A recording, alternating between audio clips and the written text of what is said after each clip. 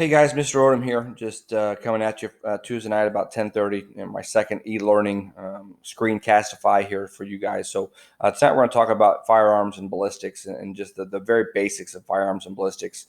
The idea that every time a firearm is used, whether it's a handgun, a rifle, a shotgun, there's always 5 pieces of information that come from that single firing. Pieces of information that are left on the bullet itself, pieces of information left on the shell casing, pieces of information left on the gun itself, and then the gunshot residue that comes from the chemical process that happens when the gunpowder explodes. So when you look through here, so just like variations in fingerprint minutia can lead to the identification of humans, structural variations in tools, guns, bullets can lead to identification of a weapon or a tool used to commit a crime. So there's always these fine little details left behind every time you use any sort of tool.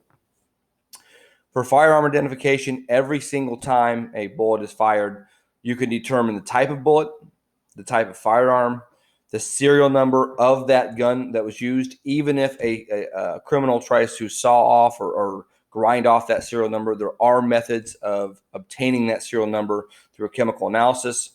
The gunshot residue patterns that are left on your hands, on your clothes, on the wounds, it's very difficult to get that stuff off. It stays on your person for about 6 to 7 hours.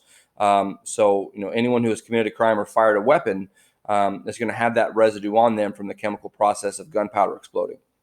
And then finally, the last one, you can estimate muzzle to target distances. In other words, the distance between the barrel of the gun and the angle in which that gun was fired and the distance of where the victim was located.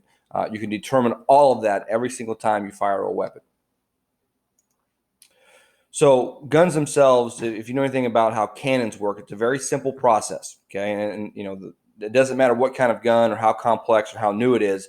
It always comes down to you have a projectile, you have a propellant, and you have some sort of primer, okay? Something that is lit or explodes that causes the propellant to explode that then shoots the projectile down the barrel of the gun. Okay, so a cannon is just a metal tube with a closed rear end and an open front end called the bore. Okay, the closed end has a small fuse hole. To load the cannon, you pour in the gunpowder and then drop in the cannonball. Anytime a bullet's in the chamber or a 12 gauge shotgun shell's in the chamber, nothing different. Primer, propellant, projectile. Those are the 3 basics of any sort of weapon. Okay. Now that weapon could be a handgun where you're going to have a 12, a 40 caliber bullet in there with a primer, propellant, and projectile. A revolver, whether it's a 6-cylinder or a 7-cylinder, a semi-automatic Glock that's going to automatically reload the chamber every time you pull the trigger. The long guns, the rifles, or the shotguns, which is also a type of long gun. Every single one of these is going to use some sort of shell in it that has a primer, projectile, propellant. Those are the 3 things you have to understand here with weapons.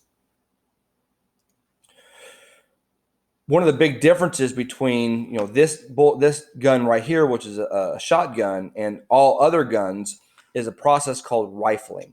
Okay, when a very fine weapon is created, a long rifle where you're going to be firing one projectile over long distances, a cannon on a battleship, a Glock 40 handgun, the inside of the barrel of that weapon is going to be rifled out, and there's going to be grooves here or lands there, and it's going to make a very particular pattern that's going to be spiral shaped. The idea is when that bullet is fired, that bullet's going to travel down the barrel of the gun, and as it does, even though it's in the barrel for microseconds, it's going to start to spin, and that projectile motion is what creates the accuracy of a long rifle or a handgun.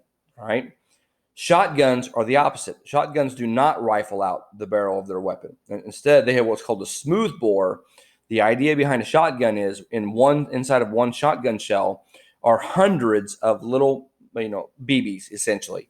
Little tiny balls that look like this. Some of them are bigger than others. But the idea behind a shotgun is when it goes off, you're going to shoot out hundreds of these BBs, and they explode out in a very scattering pattern. Their idea is more BBs creates more chaos and inflicts more injury. A rifle or a handgun is on the opposite end of the spectrum.